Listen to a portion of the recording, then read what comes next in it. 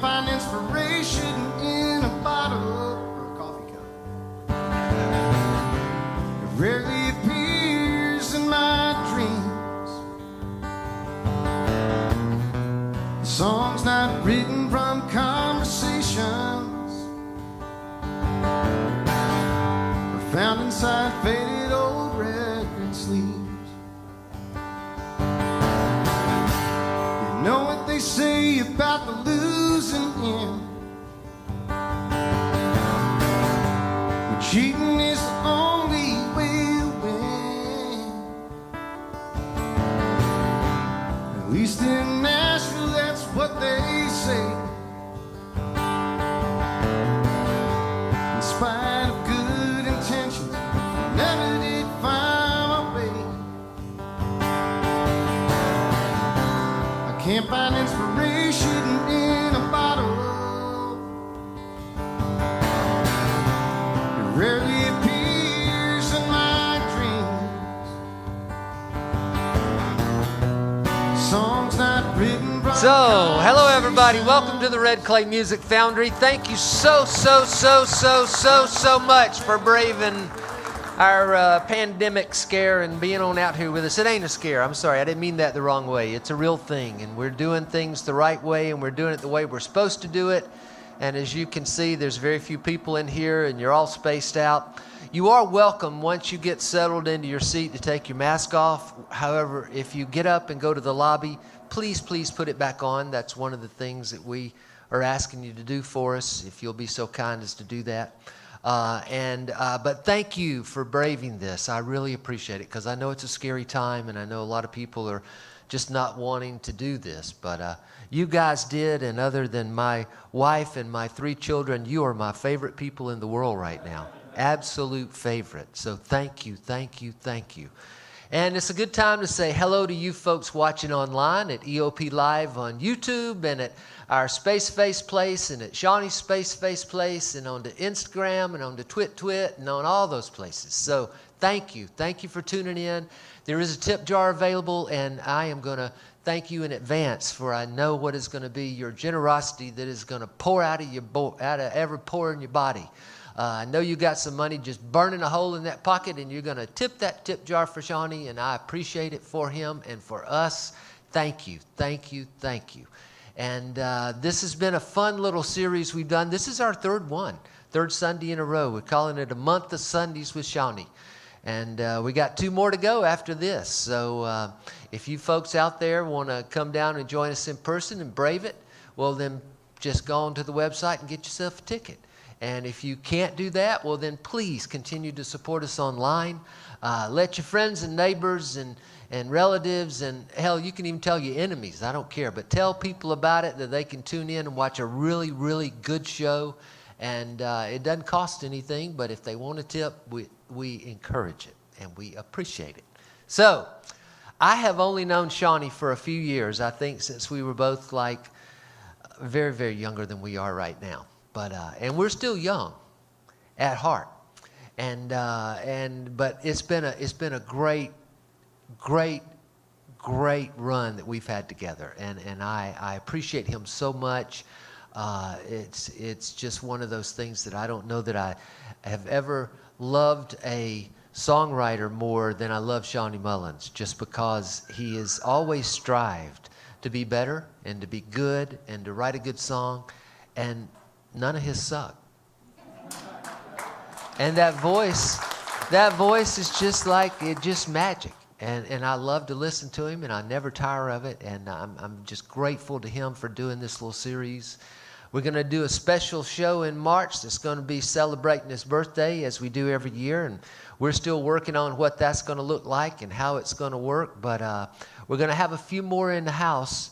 We're going to try to get to our capacity of what we can do, which we think is going to be somewhere between about 75 and 90. So if you folks watching online want to get a group together, the bigger groups we have in one spot that are all at the same ticket holders that live together or always are around each other, well, the more we can get in here. So that's sort of the parameters we have to work within. So, but plan on coming if you can. And if you can't, that's going to be online somewhere too, so in some capacity. What I really would love to happen right now at this very moment is for you guys sitting in the room that are here in person to sound like you're about 5,000 people and give a nice welcome to Shawn Mullins.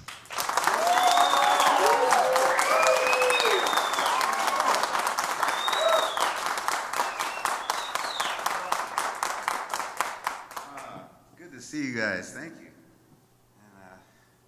And, yeah, Eddie's joking about the only knowing each other for a few years.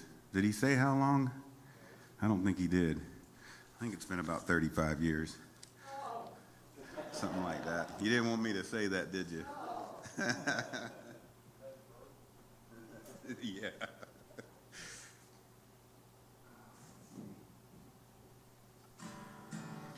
Well, it's great to be back here at the Red Clay Foundry, and Eddie Owen Presents.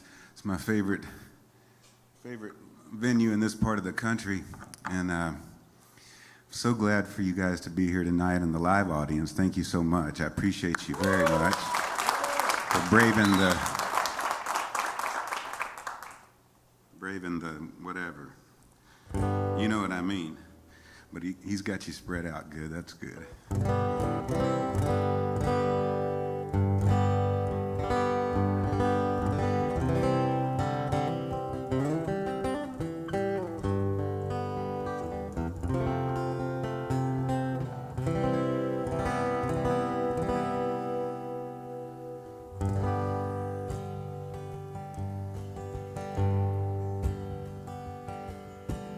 Frank don't mind the rain.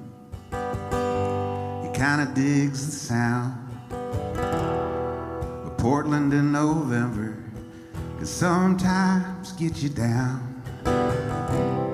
When you're standing in a doorway trying to keep out of the cold. No one's looking your way. You got no bills to fold. Frank, he don't like begging, but he could use a buck or two. Get a bed down at the mission, maybe sleep a whole night through, and dream about Maria, a girl that he once knew. We all need a little sunshine. We all need little sunshine. Everybody needs a little sunshine. Too many days, dark and gray. We need a little sunshine.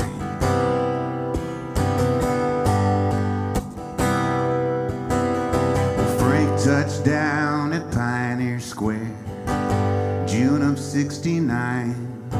He thumbed here up the West Coast to get the war off of his mind. And that's where he met Maria, and she made him feel so fine, singing, we all need a little sunshine. She was singing, we all need a little sunshine.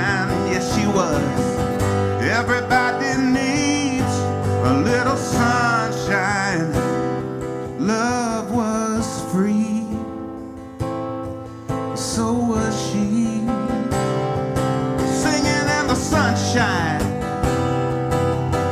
sweet sunshine, yeah.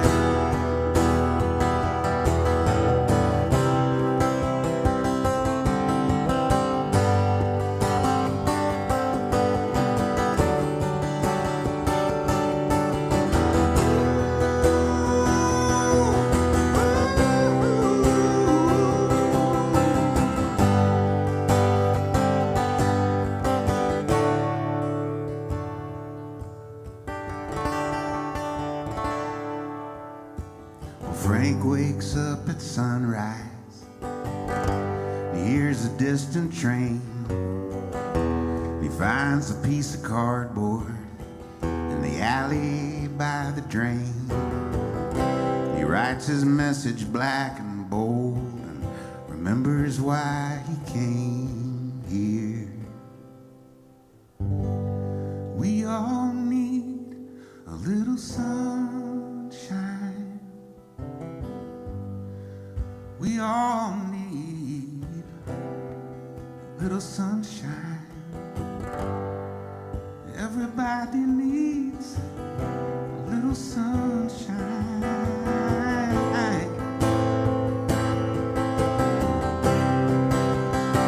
We need a little sunshine, little sunshine, yes. We all need a little sunshine. Everybody needs a little sunshine.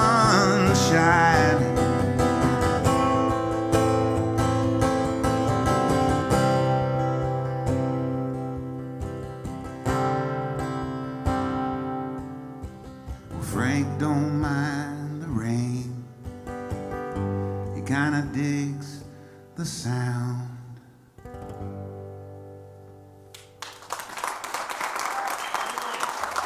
Thank you. Thanks, y'all. Appreciate it. And hello to everyone out there in internet land. It's good to have you tuning in tonight. That's been going really well. It's really, I've been doing it live from my home since I think June, maybe May, maybe May. And it's nice just to have a change of scenery and to do it at my favorite venue, And so I hope you guys are tuning in as well to this. You got much better sound and lights and all that good stuff. I love this place. Of course, I come out of the Eddie's Attic scene when Eddie owned Eddie's Attic in Decatur, Georgia. And I played there from the time it opened until, he sold it and then came back to manage it for a while. And but when he finally came up here, I started playing here, and I love it here. Get more folks here. It's got a great sound, and thanks to Shalom up there running the engineering.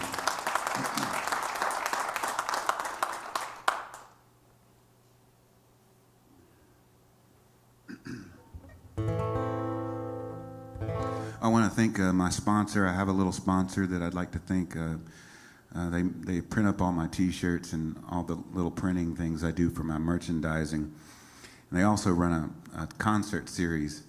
It's called Live at the Print Shop, believe it or not. And my friend Adam Blank has that show. It's a really cool show. It's on YouTube. You can go on that at any time and just check it out. And subscribe if you get a chance. It's a really great concert series with interview. And looks great, sounds great. And I'm thankful for them sponsoring my weekly Shawn show here. I do.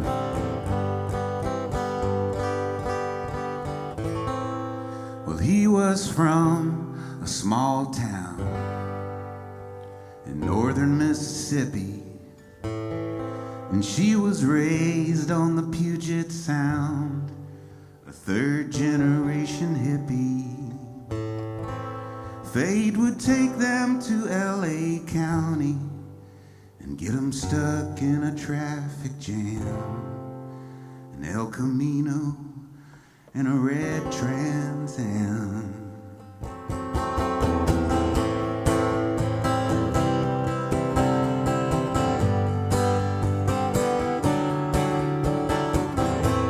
Her stereo was blaring Bob Dylan, bootleg sessions, and other times they are changing, made a pretty good impression. She looked over and caught him smiling under a California setting sun. They fell in love on the 101. California,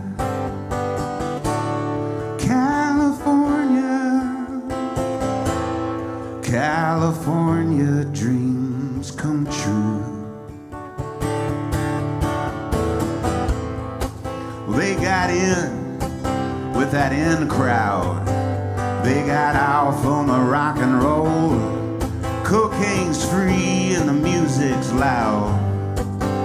Backstage at the Go-Go, they got the house in Topanga Canyon. Yeah, they partied at the Viper Room, blending in to the neon gloom. California, California, California dreams come true. Yes, they do. California, California, California dreams come true. Well, you see them down on the Sunset Strip, just trying so hard to be so hip. Manhattan Beach to Malibu, you know it's all about the ocean view. And who you know in Hollywood is cutthroat, baby, but it's understood. Champagne, Kool-Aid, drink it down. You're the toast of Tinseltown. California, California, ooh, California dreams come true. Well, you dream you want to, baby. California, California, oh, California dreams come true. You can dream you want to.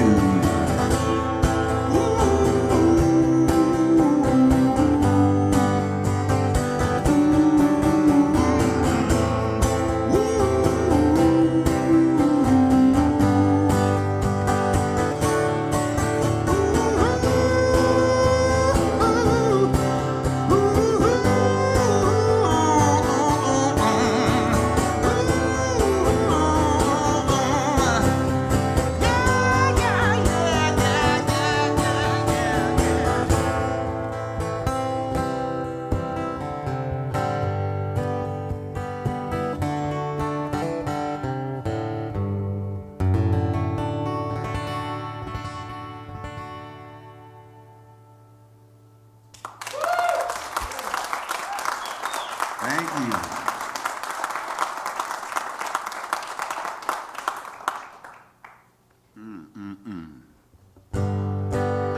Yeah, I always would make my trips to Los Angeles as short as I could, as I was raised here and more comfortable here, you know.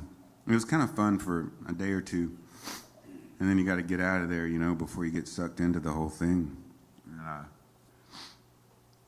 I remember one time I spent more like a month there because I was recording part of the second record for Columbia, Beneath the Velvet Sun, and I was working with a great producer named Julian Raymond, and we were working at the old A&M studios, which I think the Muppets own now. It's a Jim Henson production thing now, but for a long, long time it was A&M, the offices of that record company as well as the recording studios. And it was so cool to get to work in that facility. I mean, so much had been recorded there. And, right? I mean, everything that was on A&M pretty much back in the day. And a lot more, right? And then before that, which I love this, there was a place across, well, catty corner to the studio. If you went into this kind of bigger building, there was a little plaque on the wall outside, and I read it, and it said this, you know, basically it used to be Charlie Chaplin Studios. It was all this, the whole complex was his. That he was the guy that built the place, and so it started with him way back when, and he made a lot of his silent films in that sound stage that was in there, and got to go in there and look around, you know, which is really cool. And then later they made a bunch of Tarzan movies there.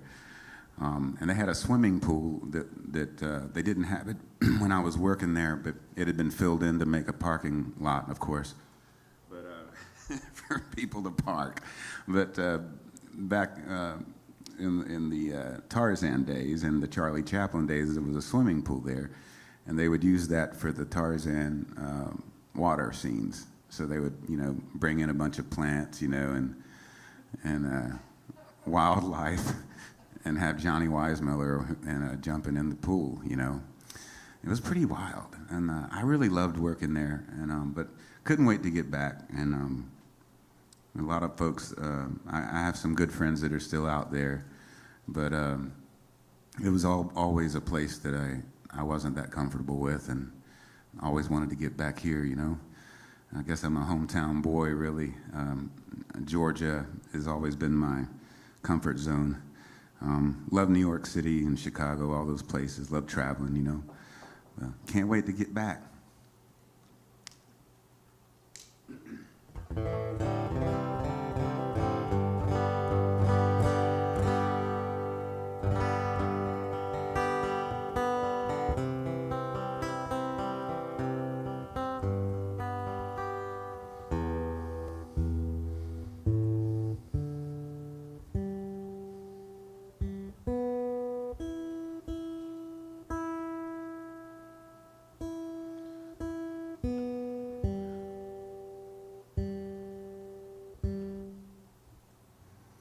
New like smoky morning,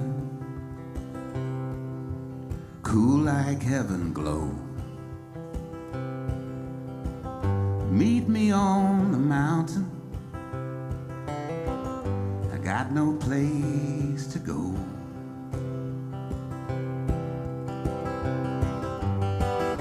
I like my daylight to be silver, I like my night skies to be blue, blue as you.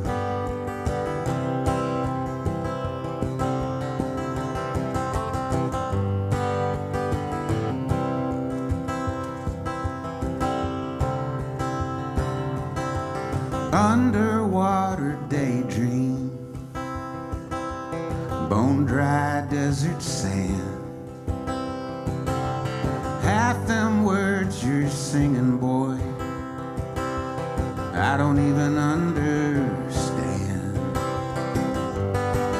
I like my daylight to be silver, I like my night skies to be blue, blue as you. I while away, guess that you could say I'm just unwinding.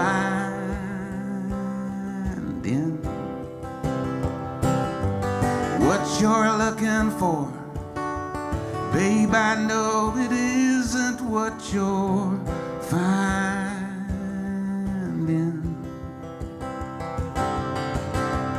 Blue is you.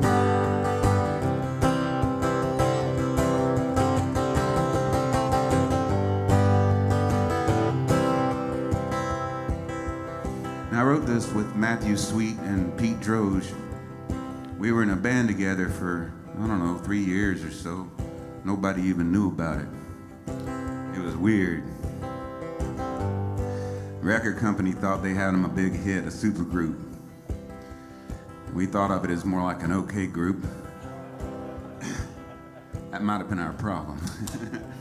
But we wrote some cool songs. I like the songs we wrote. This one's a psychedelic country song, we like to call it. And we wrote all these songs out in Santa Ynez, California, on a ranch out there. And Pete and I had gone to work on this song. He brought the chorus in, and we started working on the verses.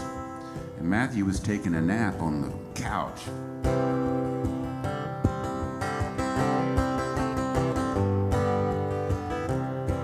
We were all going to split the publishing. In other words, third. So no matter who writes what, you split all the songs, right? And we thought, you know, if we're going to write this song, he ought to write at least a third of it. And he's sleeping on the couch. And I'm a huge Matthew Sweet fan. I wanted to know what he had, you know, because I knew he was going to have something. So I took my eraser, the eraser end of the pencil I was writing with, and I kind of poked him a little bit and woke him up. And he was like, what? And we were like, man, we need a third verse. All we need is a third verse. We'll be done with this one. Just think psychedelic country song, man. And he said, interstellar rainbow on its cosmic wheel, rolling where the wind blows, never standing still. I said, yeah. I like my daylight to be silver, yes I do. I like my night skies to be blue, blue as you, blue as you.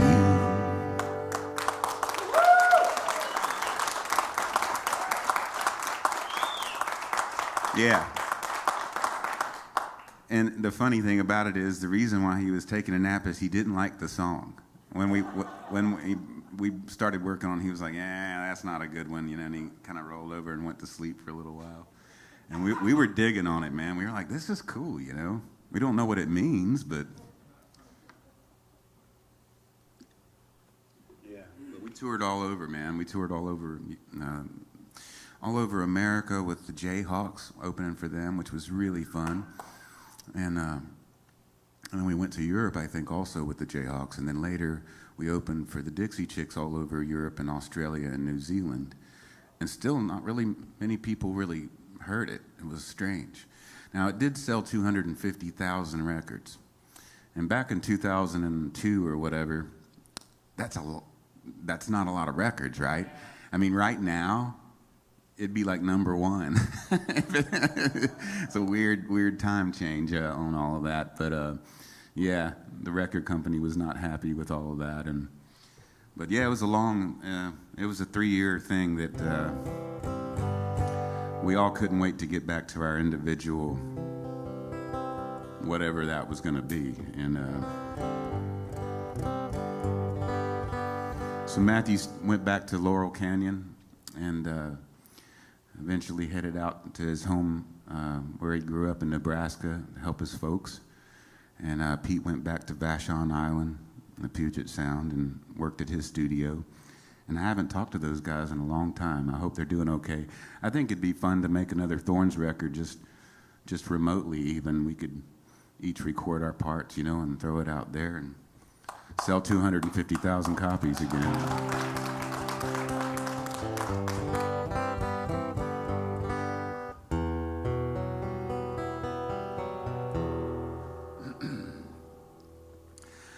I just want to light you up like a fire. I just want to turn you on and take you high. Everybody's got a flat screen. Everybody's gotta be seen. Everybody wanna be famous. Ain't nobody gonna blame us. Everybody wants the real deal. Everybody wants to cop a good feel. Everybody want more money. Everybody wants a taste of your honey. I just want to light you up, baby.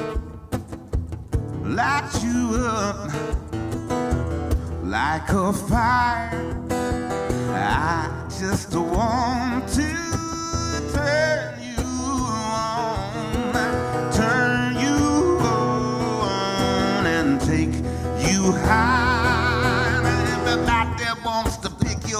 guitar. Everybody wanna ride in that fast car. Everybody wants a puff of your pipe dream. Everybody wanna lick of your ice cream. Yeah, the preacher wanna tell you how to live right. Your mama and your daddy got you uptight. Your lover gonna go and pick another fight. I just wanna keep you up all night.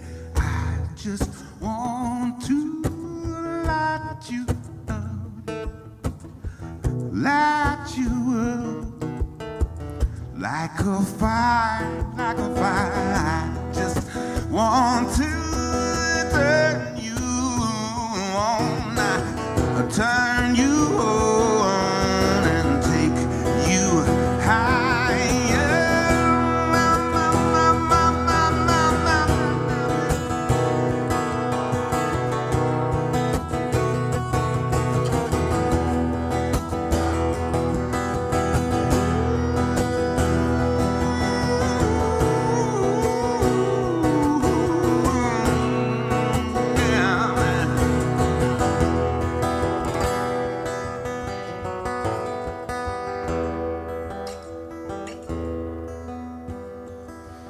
Yeah, there's a world that can bring you down and turn your smile into a frown, break your heart and make you sad and drive you stark, raving.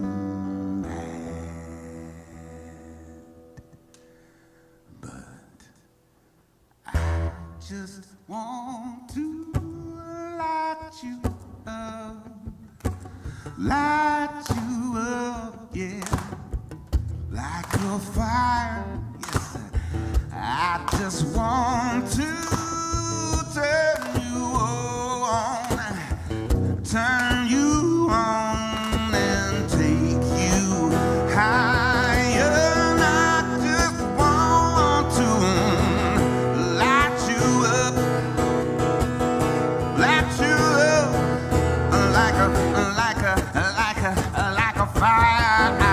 Just want to turn you on, and take you high.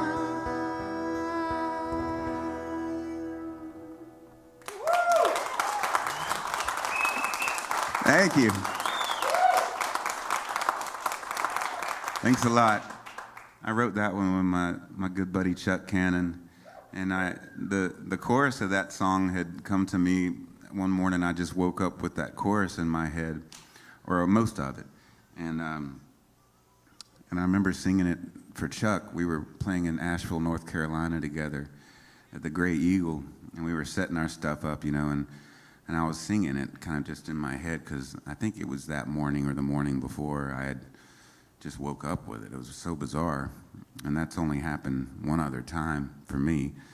And I remember Chuck going, Shawn, because he's got that low country South Carolina accent. He goes, Shawn, what is that? I'm like, I don't know, man. I woke up with it. He goes, you mind if I get in on that one? And I said, sure, man. It needs verses. All I've got is this chorus, And so first chance I got, I went up to Nashville and we wrote the verses together. And wonderful Chuck Cannon form. You can recognize, if you know Chuck's music at all, you'll know the parts that he really brought to the song. Lines like, everybody wants a lick of your ice cream. Everybody wants a taste of your honey. He's really, he's always got a tongue pressed firmly in cheek. At the same time, it's like, whoa. He kind of gets both going at the same time. Really fun. We stayed up all night and wrote that, and I love that guy. I can't wait to get back on the road and do some shows with him.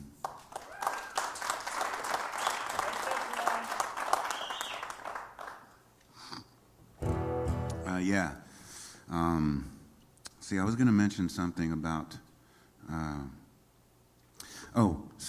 we've got this one tonight and two more here at the Red Clay Foundry, Eddie Owen Presents, and then I'll be back in by my lonesome in the house doing my live streams, which I really enjoy doing, but this is really special for me. We do have, I think we're planning on 2 nights in March for my birthday weekend. And again, we can't do the typical sellout crowds, but we'll get as many in here as legally possible to make it safe for everybody. And so yeah, tell your friends out there in the audience, or if you're listening at home and you're within a, if you're close enough by to make that happen, we'd love to have you. I think it's going to be March 5th and 6th. Oh yeah, we got merchandise out front too, guys. You probably already saw it when you walked in. Some of y'all online, you may already know about this. I had the print shop print these up. And this is, over the summer, I'd grown my hair back out. And I'm calling my little live stream the Shawn Show. And anyway, it's the COVID World Tour in 2020.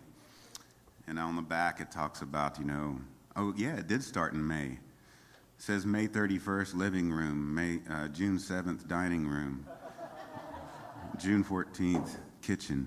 And it goes on like that. And at the end, it says, and every Sunday after that until this beep is over. So, yeah, we got some of those out there. And I think we also pretty sure we have some in the online store on my website. Hey,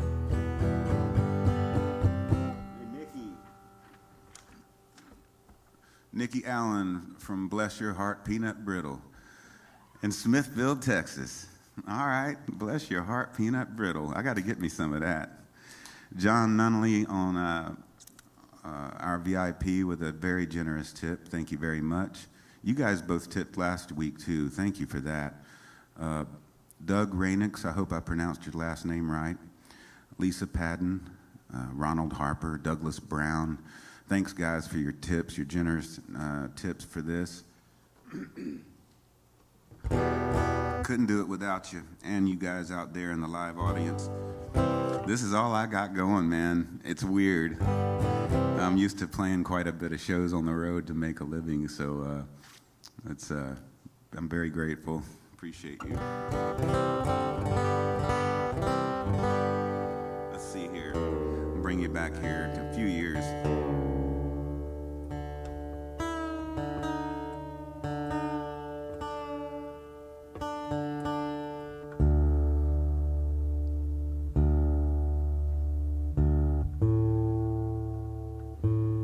Someone asked me, is the Maria in this song the same Maria in the song Sunshine? And I had to say, I don't know. I have no idea. I guess just the name I like, probably from seeing West Side Story when I was a kid or something.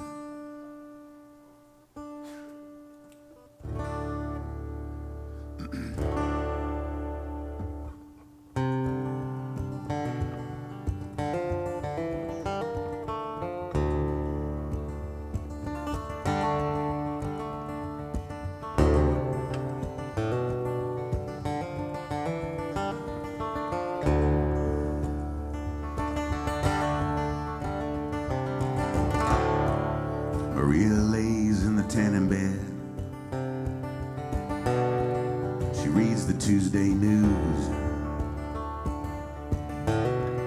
She's down here every week at the same time with the same old blues.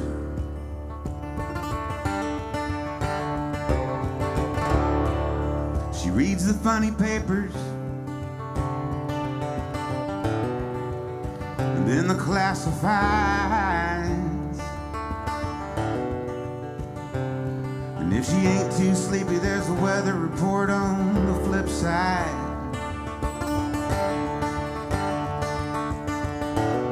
Cause this Kansas life, it's a hard one for a girl from Miami. You're just staring out at the oil fields, and that's all that I can see.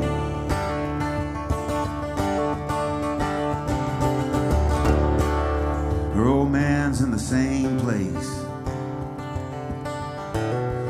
since the company let him go. Just sipping on the Pabst Blue Ribbon and cussing Amico.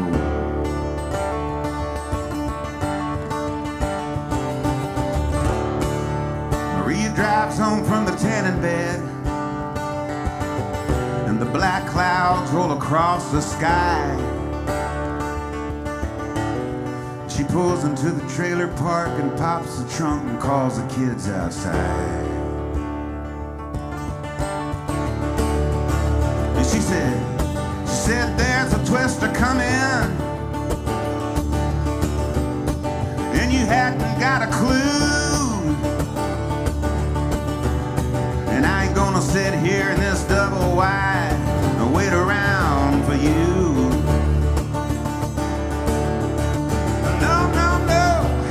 Cause I'm taking the microwave oven,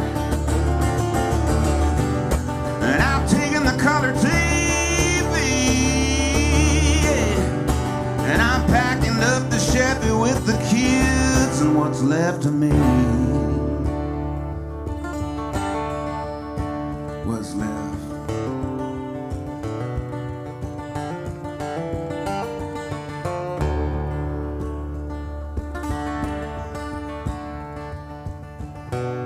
Cause this Kansas life, it's a hard one for a girl from Miami. You're just staring out at the oil fields. It used to be cornfields. It's all that I can see.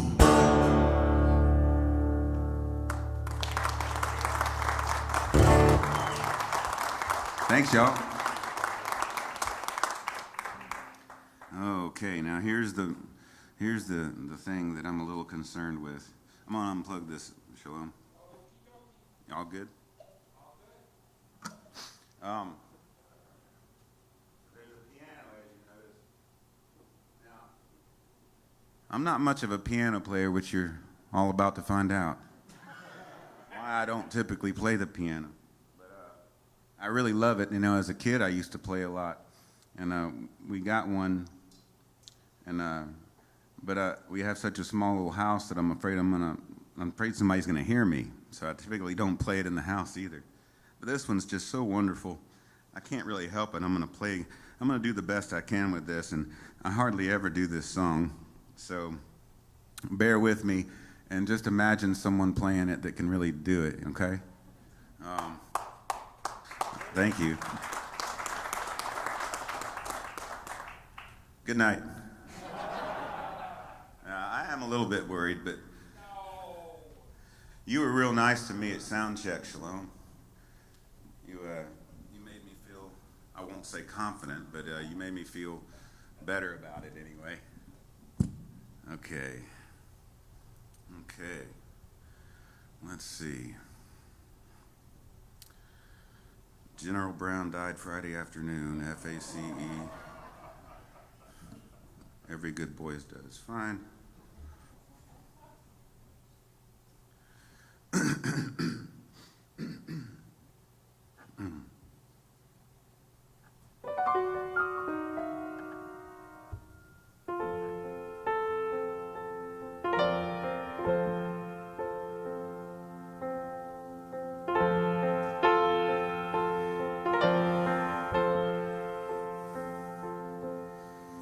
Pain, come no more. Don't you come knocking on my door.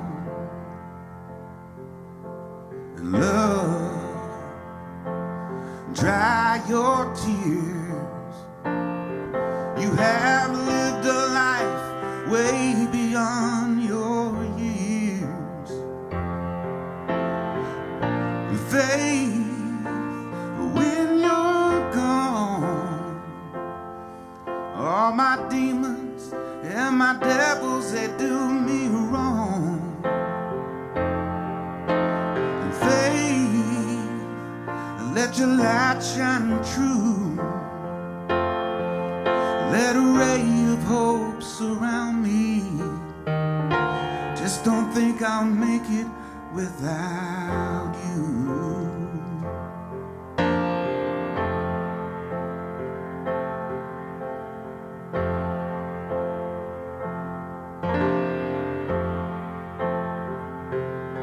Hey, faith, don't let me down. Let me know when I come back, she'll be around. 'Cause I've been burned a time or two. And if she left me, Lord, I don't know what I'd do. No, I don't. And faith, when you're gone, all my demons and my devils, they do me oh so wrong. And faith, you let your light shine true. You let a ray of hope surround me. Just don't think I can make it without you.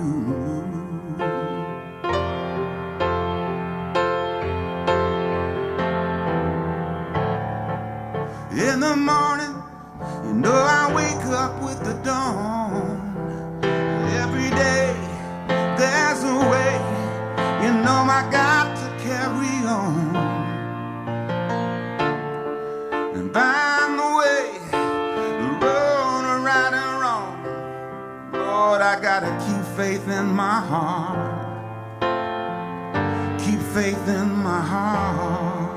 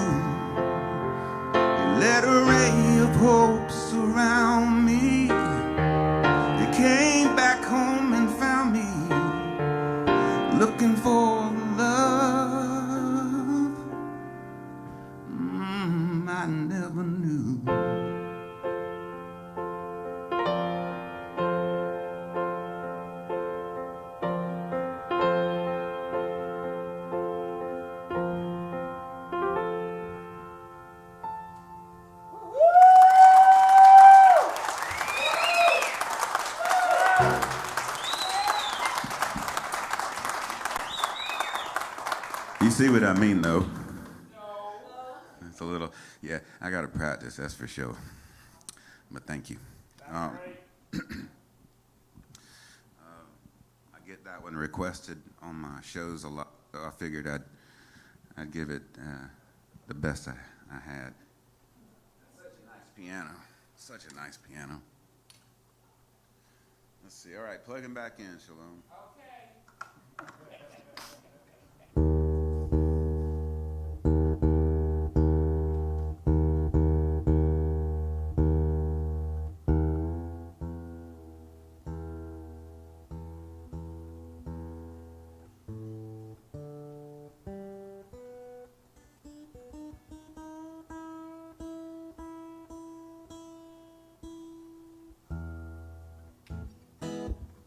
Okay.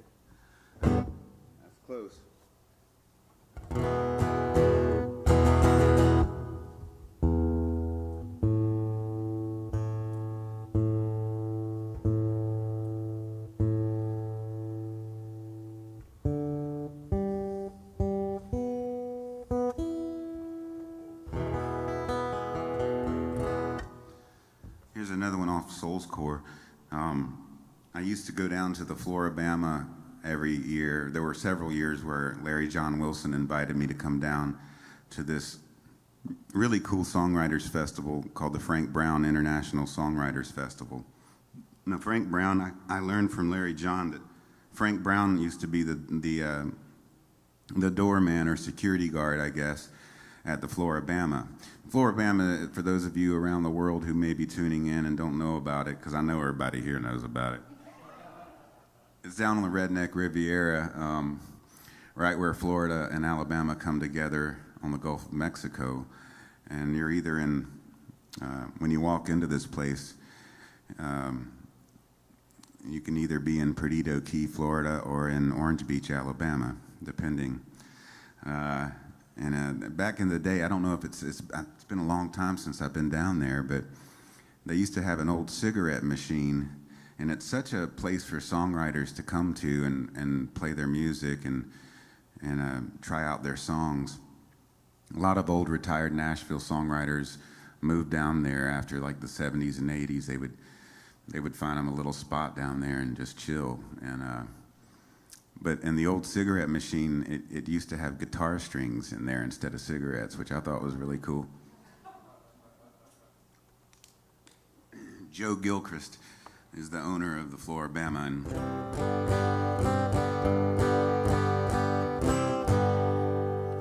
it looks like it could be a rough place, and it probably is sometimes, but during the Songwriters Festival, it was always just so chill and cool, and everyone in the room it was a lot like this, where people are there for the music and listening, and I loved it. And Larry John Wilson was the one who brought me and Matthew Kaler and others from the Atlanta area down there to this festival. Anyway, I was about to leave the festival. I'd done my few shows there, and I was going to head to New Orleans for a show at the Neutral Ground, which is, I believe, the oldest coffee house in America. It's been going on pretty much consecutively, I believe, for a long time, 150 years or something like that. And it's a pass the hat kind of place, it's pretty cool. And back in the day, that's how I was earning a living, was a lot of tip rooms. And but a storm broke out, and my road dog Rhodey and I were about to leave, and I decided that I would journal a bit rather than start driving in the rain. I hate driving in the rain. Even as a younger man, I just didn't like it, and so I got out my journal and I wrote this down, and it was written in the Floribama parking lot. So she cooks him ham and hoe cakes at 5:30 every morning. She does the dishes, and she irons his uniform.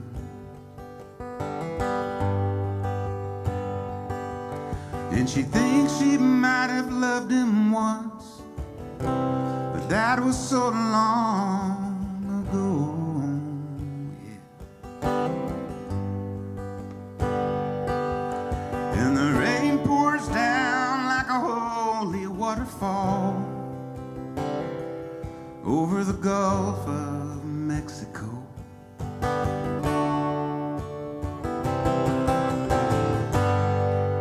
The boardwalk's deserted, and the beach is all closed down.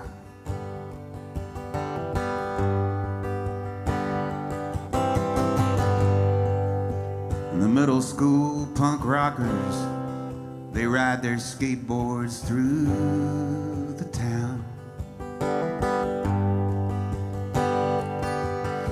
And she looks back and she daydreams about things and people she ain't never seen, just to keep from being blue. And she gets home about 3:45, and she drives her brother to the liquor store down on Ocean Avenue.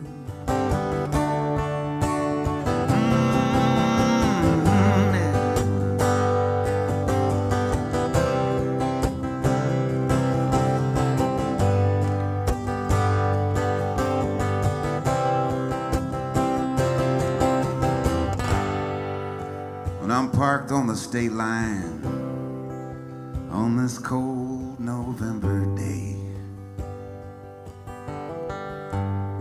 And pretty soon I'll be a driving fool somewhere down old Hank's lost highway.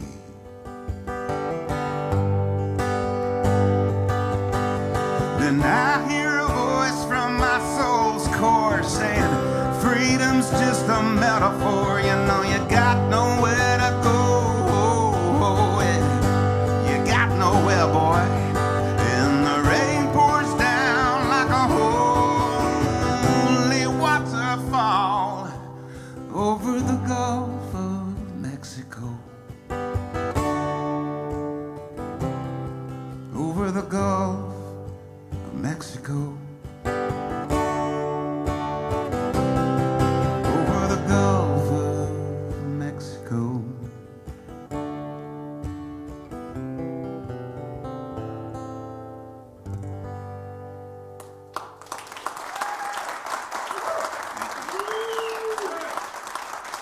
Thank you. That one goes out to everyone down at the Floribama because it's packed right now, I can guarantee it. It always is.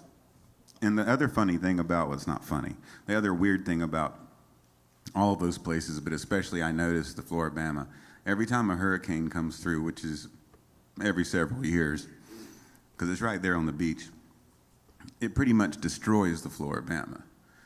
And then the next time you notice, it's up and running again. It's like, I went down there one time, I think it wasn't after Katrina, it was the one right after that. And it was waist high with sand in there. And the ceiling was kind of the only thing that was the right thing. You know, you could tell that it was the Floribama by looking up at the ceiling because they've got stuff, you know, bras and set lists and all kinds of weird stuff, you know, up on the ceiling and people's names. And but Joe and the gang, they get it rolling every time. They get it all cleaned up, and within a few months, it's rolling again. Selling those big red shrimp and lots of beer and having their mullet toss. And I'm not talking about a haircut right now.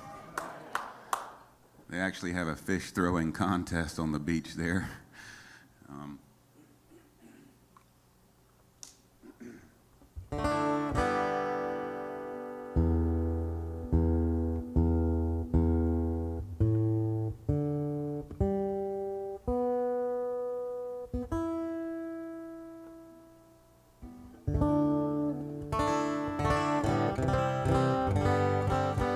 Yeah, I hate to push the tips, but if you're just tuning in, we do have virtual tip jars, or one, I guess. I'm not sure. There might be 10 or 12 of them, but if you like what you're hearing tonight, there's a little thing there you can push, and it sends you to my PayPal or Eddie Owen Presents. And yeah, if you got anything you want to spare and you're liking what you're hearing, chunk a little bit in the tip jar there.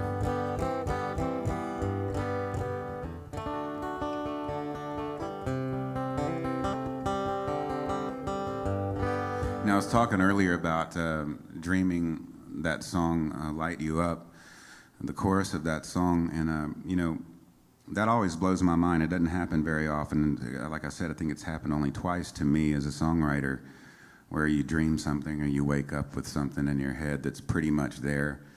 And I wanted to share with you this song because I love it so much.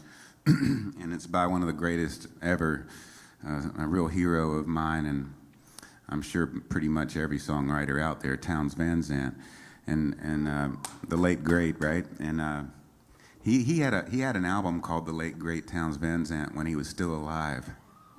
Isn't that great? What a great idea. But he was something, and one night he was, he was staying with Guy and Susanna Clark in Nashville. And so he was on the road, and I think I've got this story right. And they all got a bad cold. And so they got a bottle of Robitussin. And of course, Guy took a spoonful, and Susanna took a spoonful. A little tidbit about Susanna Clark. She was a wonderful songwriter as well and singer, but she also painted, and she painted the album cover to Willie Nelson's Stardust. If you remember that record cover, which I love, that's Susanna Clark's art. So they took a sip of the Robitussin for their sore throat, and then Townes turned up the whole bottle and drank it. And of course, he kind of wandered off into the guest room and went to sleep. So in the middle of the night, he dreamed that he was a folk singer, which of course he was. And he woke up because in the dream he was singing this song. He woke up. He always kept him a notepad by the bed table there, and he wrote down the whole lyric, and then he rolled over and went back to sleep. And the next morning, he went into the kitchen, and of course Susanna and Guy were already up having breakfast and coffee, and he goes, "Hey guys, I just wrote a song last night."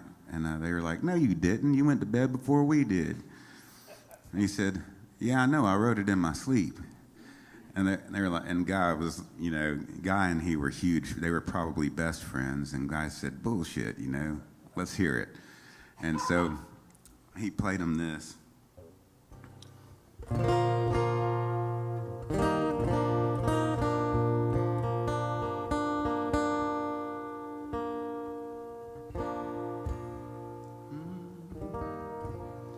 If I needed you, would you come to me?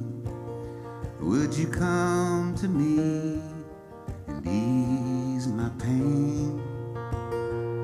'Cause if you needed me, I would come to you. I would swim the seas for to ease your pain. When the night forlorn and the morning's born and the morning shines with the lights of love,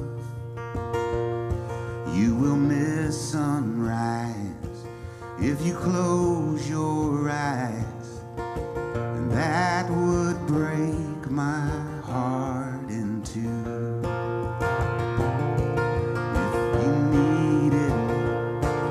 Would you come to me? Would you come to me and ease my pain? 'Cause if you needed me, I would come to you.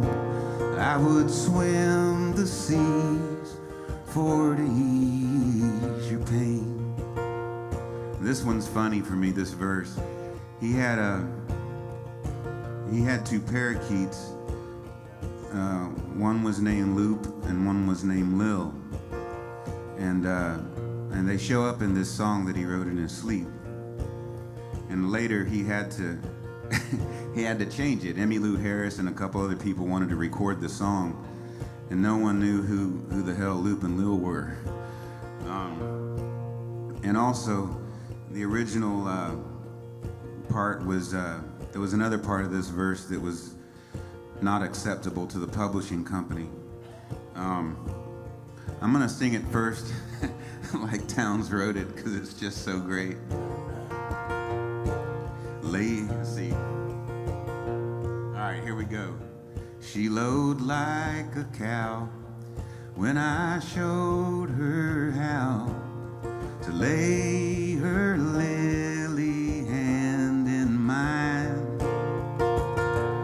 And Loop and Lil agree she's a sight to see and a treasure for the poor to find.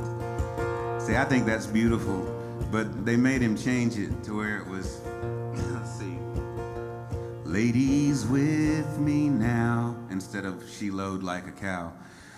Ladies with me now, since I showed her how to lay her lily hand in mine. And who could ill agree? That's pretty good, but I like Loop and Lil too. Who could ill agree? She's a sight to see and a treasure for the poor to find. If I needed you, would you come to me? Would you come to me and ease my pain? 'Cause if you needed me, I would come to you. I would swim the seas for to ease your pain.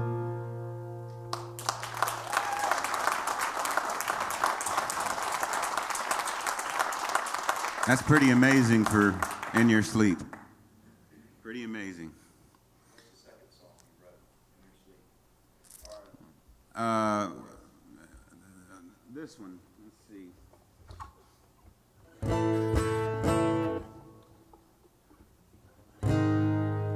My time is your time. After all that you've been through, you hear me calling you. This line that I'm walking time is pointing right to you, living my life with you. So call on me, I guard myself. Just wait and see. I start a brand new now.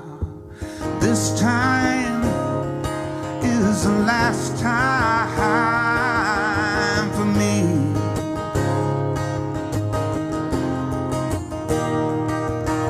Now my life is in your hands. You can take me all the way. This religion and war-torn lands, the world has seen its better days. So call on me, I guard myself. Just wait and see. I start a brand new now. This time is the last time for me.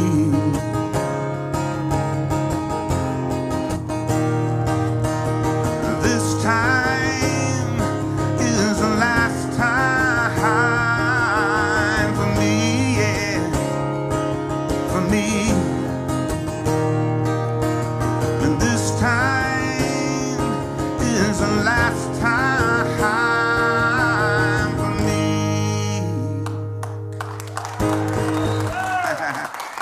That's an oldie but a goodie there. Remember that one, Eddie? Yes, sir. That one's like 1989, I think. Yep, Mickey King on the drums. Okay. Thank you guys for tipping. That's Joan Shoemaker and Mike Mount, William Kidd and Mary Fellon, Paula Glover, Amy Cecilia. I think it's Haight or Height. I hope I've got that right. Dorothy Stozel or Stozel, Anita Lehman, and Jeff Gaston, and Wheel Care, Georgia. Right on. Wheel Care, Georgia. Is that a place or a business? Oh, very cool. Well, thank you for your service too, Jeff. That's awesome. Douglas Damon, Damon. I hate when I can't pronounce names, but I'm doing the best. I'll try it both ways, at least 2 ways.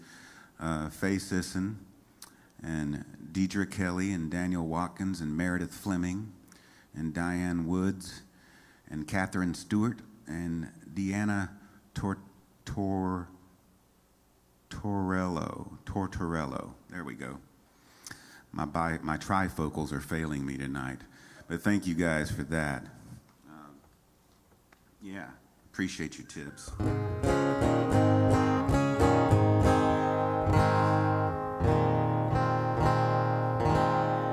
right, we got a few more here. You guys are so kind to listen, and I hope you're enjoying it.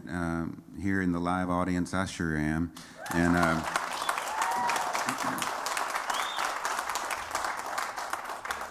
and also, I hope you're enjoying it at home.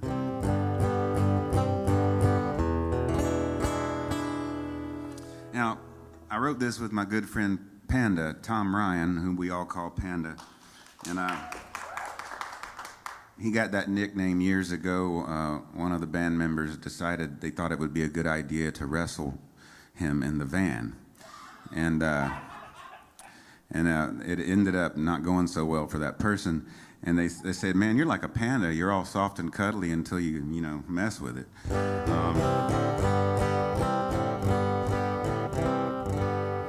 But I love him very much. I love all those guys. I miss playing with them.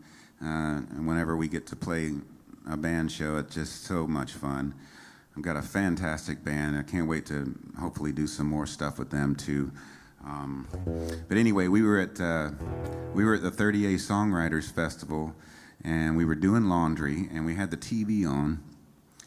And I remember the news was on, and we were like, man, there's just nothing good on. We kept flipping it around, and all we could find was bad news, And I said, we should write something, And this is a long time before COVID, but it seems to make even more sense now. This tune, especially in the first few months. I mean, I don't know about y'all, but I stocked up. I had I didn't have a bug out bag or anything, but I had a room that was nothing but eats, things that would last for a long time, potted meat, things like that. It's still sitting there, actually. Amy will not let me eat that, and it's probably a good thing. You can read it in the papers, watch it on the news. Everybody's got the pre-apocalyptic blues. You better be ready when the shit goes down. Well, you better head on down to Costco, get you a bucket full of rice and beans, a year's supply of 2-ply for your composting latrine, so you'll be ready when the shit goes down. No, don't hesitate, don't procrastinate, or you'll all be running scared. There ain't no second chances for the bravery impaired, 'cause there's a couple of commies hiding underneath your bed, and the zombies gonna eat up all the brains in your head. I got a Rambo knife with a compass on it and a ballistic bug-out bag. I got a AK-47, about 100 extra mags. I'm gonna be ready when the shit goes down. Well, I just been out caught about the billion red Chinese. You say you ain't worried, and I say, honky, please, you better be ready when the shit goes down, yeah. 'Cause by my jacuzzi, there's an Uzi and an RPG. Got a Stinger missile mounted on my wife's SUV. They won't get to me, no matter who they are. I got landmines buried all over my yard. 'Cause I read it in the papers, y'all. I watched it on the news, and now I got the cryptic pre-apocalyptic blues. I'm gonna be ready when the shit goes down. Will you be ready when the shit goes down?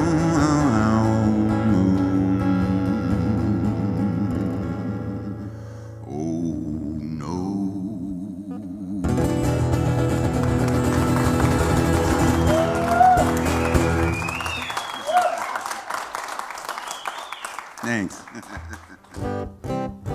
Yeah, that one was fun, and we stayed up most of the night and wrote that. And then next day we had to get on a boat and go do Kayamo, which is a very cool songwriter cruise.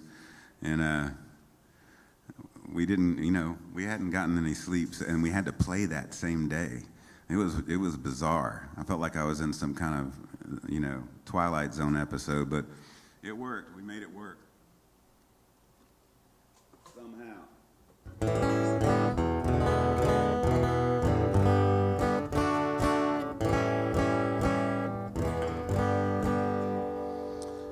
We got any beautiful wrecks out there? I figured. Sometimes people will ask, how did you come up with that song? And I said, well, I didn't. I came up with the chorus of that song, but the first verse was written by the singer and writer of Toad the Wet Sprocket, Glenn Phillips. And we were writing together, and he started the song with the same verse, and then we ended up on another chorus that we both hated. And Pete Droge was in on that, as well as a guy named Marshall Altman, who's a big producer in Nashville now. But we ended up hating the song, and so it just kind of, sometimes, in fact, more times than not, that's what happens when, especially with co-writes, they don't get finished a lot of times. You'll work on something for a few hours, and if it's not happening, you just go get lunch and try something else, but years went by, 23, about 3 or 4 years went by, maybe, I think it's about 4 years, and I was looking for some lyric material. I used to have a cardboard box. Now, because of just the weathering of it all, I keep it now in one of those plastic bins with a lid on it, but it used to be a cardboard box. Under the bed, I would keep lyric ideas. So even, napkins, whatever you'd have, sometimes it's just a scratch of a line or whatever, and you throw it under there, and at some point, you can look through it and find something you like and try to write it. And so I was preparing for this album called Ninth Ward Pickin' Parlor, and I didn't know what it was going to be called then, but it was my first record on an indie label after leaving Columbia Records. I figured Columbia was going to drop me anyway, so I asked to be released from my contract, so it made me feel better. But and Vanguard Records was really happy to have me, and so that they couldn't wait. And Vanguard, they had Sugar Hill, and it was a cool group of folks running it, and very excited. And I needed something to give them, and so I started working on this album, and I knew they were going to need something for stations like Dave FM at the time. There was that station here, and there was a bunch of what they call AAA type stations all over the country. And I looked through the word box, and I found this lyric that I didn't recognize. It was Glenn's handwriting, and it was.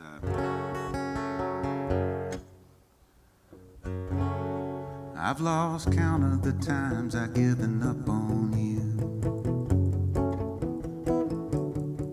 but you make such a beautiful wreck, you do.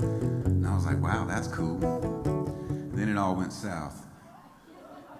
I'm like, man, that beautiful wreck thing's cool though. So I called up Glenn and I was like, hey, you mind if I try to finish that song and he's like, what song? I don't remember, I had to read it to him, and he was like, oh yeah. And so, yeah, sure, go for it. And so again, the chorus of this song kind of fell out of the sky. It's a wonderful thing when that happens. I certainly don't feel like I worked at it. The working was kind of working it into the lyric. But anyway, it ended up going to #1 on the AAA and Americana charts, and it was #1 Americana song for the year. Very cool for me, which is, I kind of liked that. I wanted to do that more than I wanted to be a pop star anyway, I mean, gosh, when you spend 10 years playing places like Eddie's and all the cool listening rooms around the country, and then overnight you're kind of this reluctant pop star, you know, on MTV. It was very weird. And so after a few years of it, I couldn't wait to try to get settled into this somewhere in between playing for tips and being on MTV.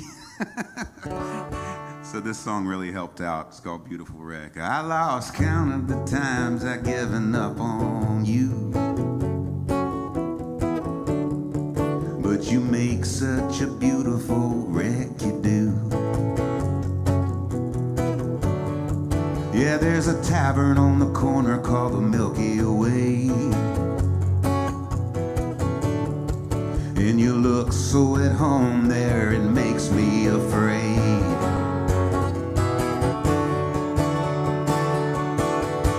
And at the dark end of this bar, what a beautiful wreck you are.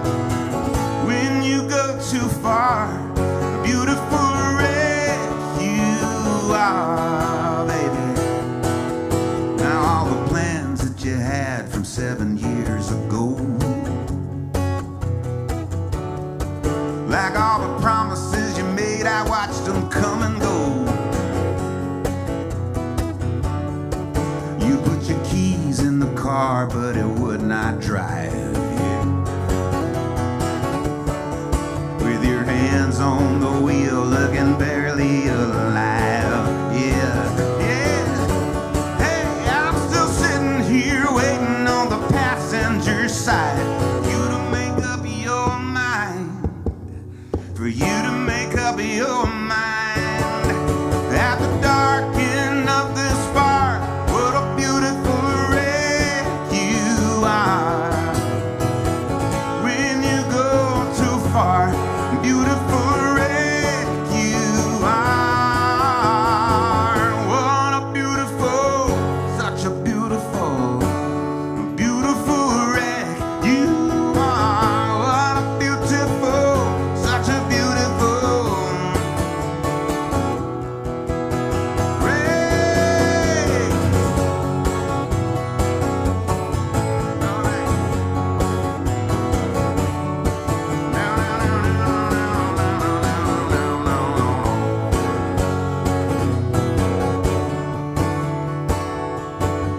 I lost count of the times I given up on you, but you make such a beautiful wreck, you do. Yeah, you make such a beautiful wreck, you do. Yeah. You make such a beautiful wreck, you do.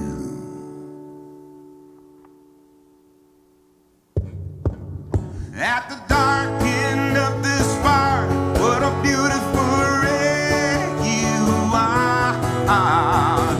When you go too far, a beautiful wreck you are. What a beautiful, such a beautiful, beautiful wreck you are. What a beautiful, such a beautiful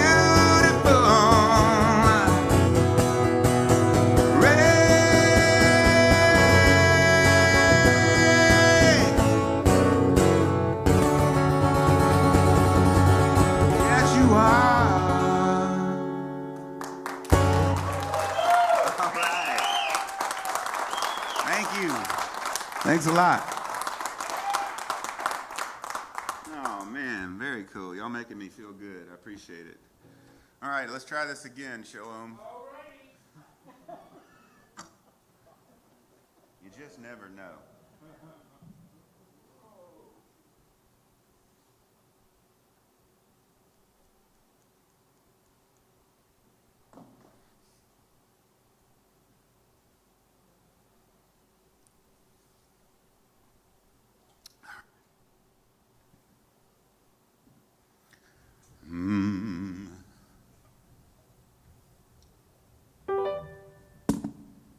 Sorry about that. It's always fun to start bumping around a $300 microphone. It ain't. You lied to me.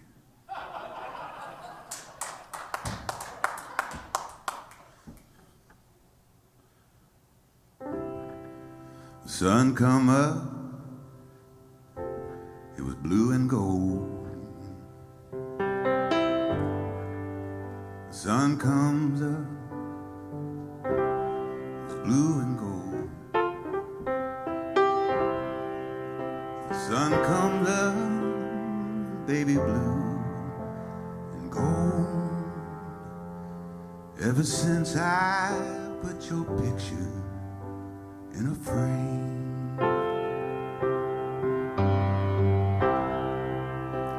I come calling in my Sunday best. I come calling in my Sunday best. I come calling in my Sunday best. Ever since I put your picture in a frame, I'm gonna love you till the wheels come off. Oh, yeah.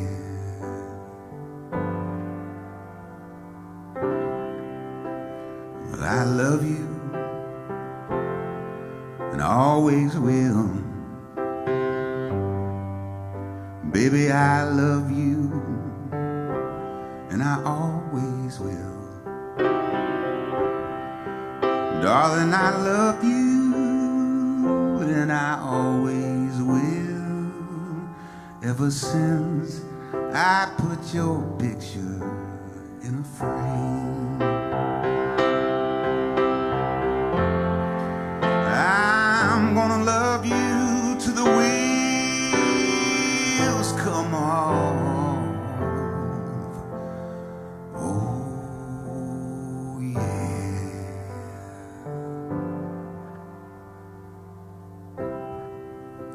Baby, I love you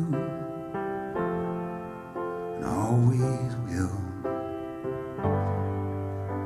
Darling, I love you and I always will. Baby, I love you and I always will. Ever since I put your picture in a frame.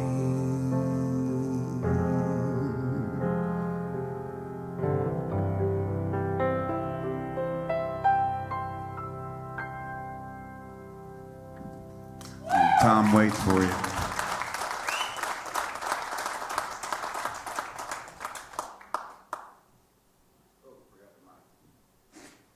forgot that $300 mic. Fun. Oh, thanks, y'all. Yeah, I love Tom Waits, and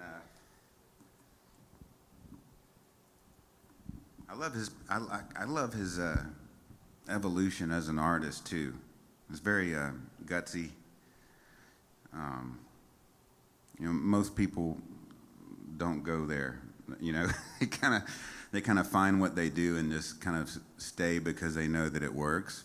And I've always loved him for growing and changing. And sometimes it's actually hard to listen to for a lot of people. I really love it. I don't love all of it, just like, I don't love all of everything. I wrote a letter to him years ago asking him, kind of complimenting him on his thing, because he went basically from songs like that to having a megaphone into a microphone and screaming, with this kind of craziness in the background, and it's like, whoa, man, where'd you come up with that, and then this kind of vaudeville meets punk thing, which I love, jazz. He throws it all in there. And I actually heard back from him, and it was so cool to hear back from him. And he basically said something to the degree that it's kind of like a Stephen King thing. He likes to scare people a little bit, and also entertain them, And surprise them. And I've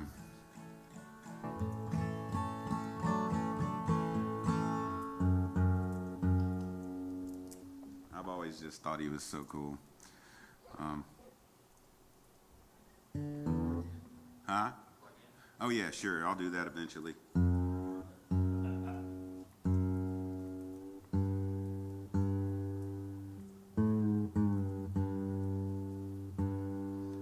Thanks to the whole crew here too. Shalom, thank you so much. It always sounds so wonderful here. Corey, thank you. And thanks to Eddie, of course, and all the staff and volunteers.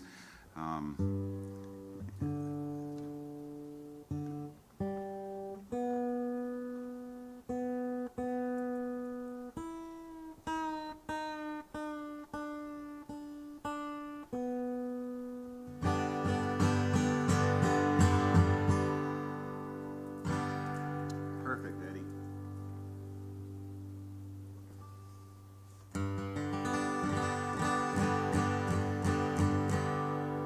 Let's see. There we go.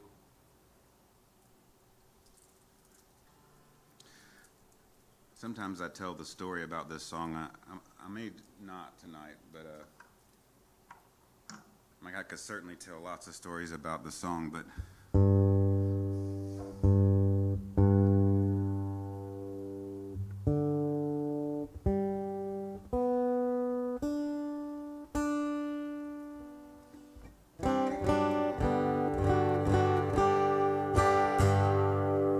going to let that tuning warm up for a second.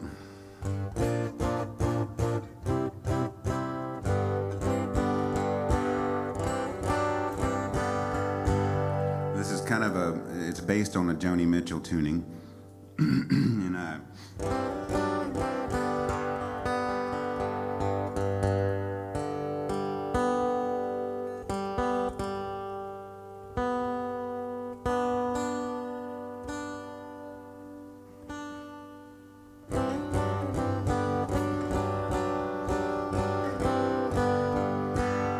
you can hear it if you add a vocal to it. It's really I've looked at clouds from both sides and now she's got those susses and sevenths all over the place in there.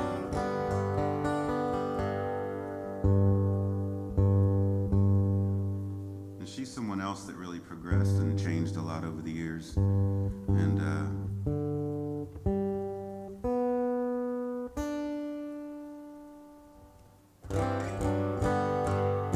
all right, I think we're there.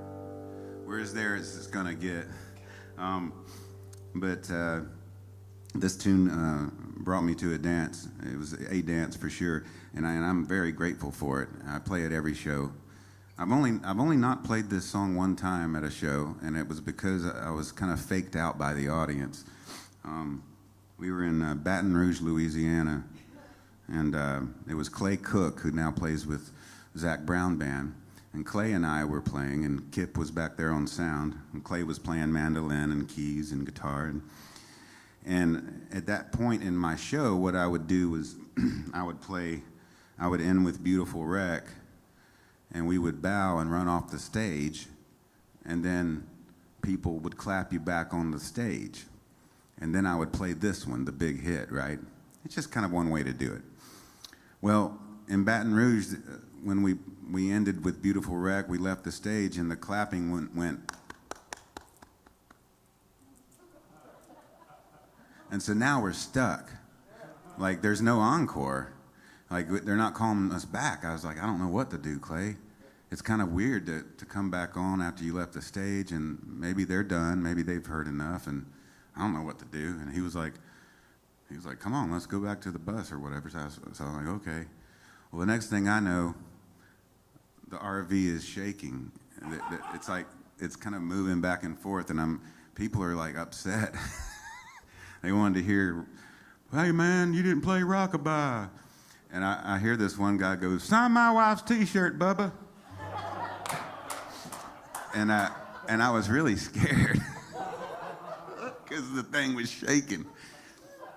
And I remember the promoter was telling my tour manager that we weren't going to get paid because he didn't get the song, you know.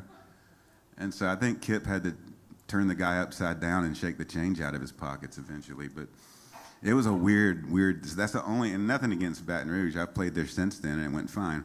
Just this one particular time, it was not good.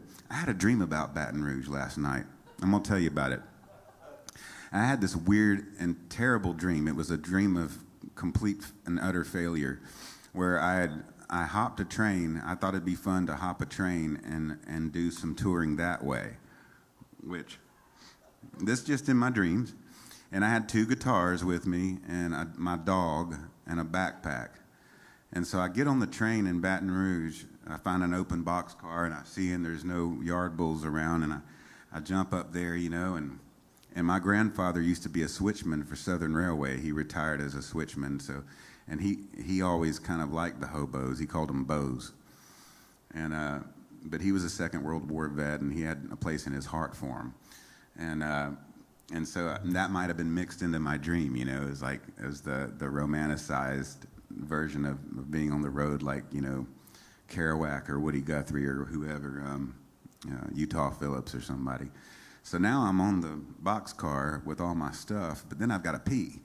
So I decided, okay, it's not taken off yet. So I jump out of the boxcar and I find a patch of woods, and I'm going to the restroom, and all of a sudden the train starts up. And I realize in my dream, and that's another weird part about it, is that everything felt old except for this part of it. This was modern. The train, you know how trains that are supposed to go like this and they eventually get faster and faster? This one didn't do that. It went from 0 to like 25 in 10 seconds. And it had all my stuff in there, my dog, my wallet, my passport, everything. I just watched it go down the track. I'm like, my God, what am I going to do? And it was very real. I just wanted to share that with y'all because it was messed up, man. I totally woke up, you know, just really kind of wigged out.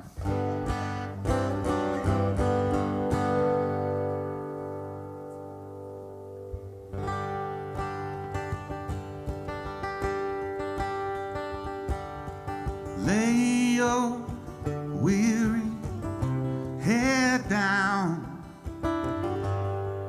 and dry your tired eyes. Lay your weary head down and rock-a-bye.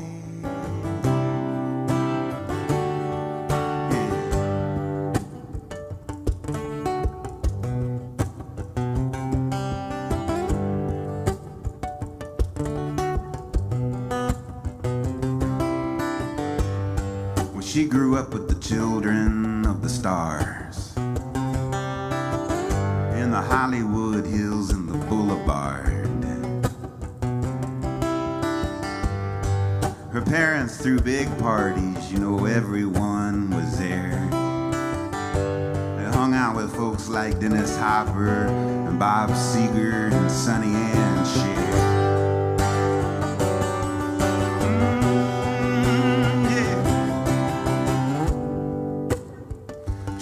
Safe now in this bar on Fairfax, and from the stage I can tell that she can't let go and she can't relax. And just before she hangs her head to cry, I sing to her a lullaby. I sing everything's gonna be alright. Rock-a-bye, rock-a-bye, and everything's gonna be alright. Rock-a-bye, rock-a-bye, rock-a-bye.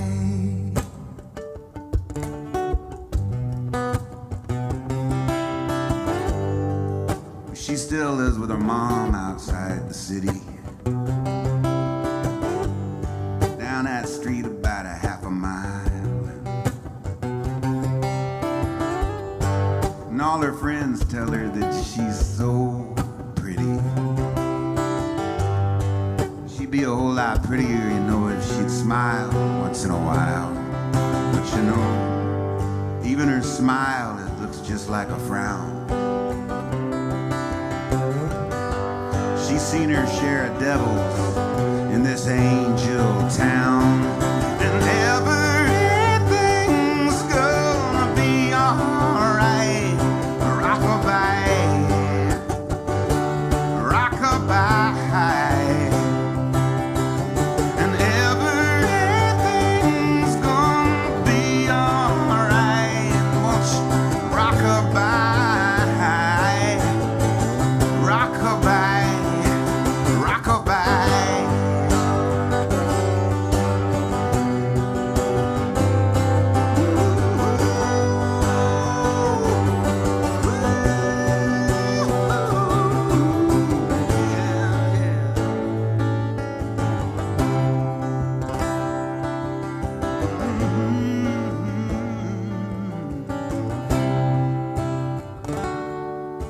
I told her, I said, I ain't so sure about this place. It's hard to play a gig in this town, keep a straight face. It seems like everybody's got a plan. It's kind of like Nashville with a tan. But everything's gonna be alright. Rockabye,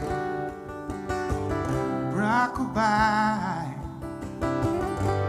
Everything's gonna be alright. Sure, rockabye, rockabye. Everything's gonna be alright. Rockabye, oh, rockabye. And everything gonna be alright.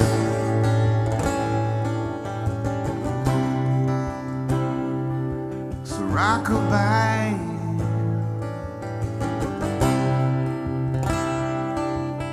say bye-bye, baby.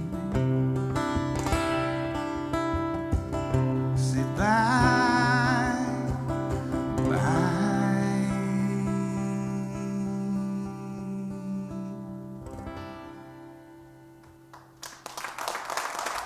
Thank you so much.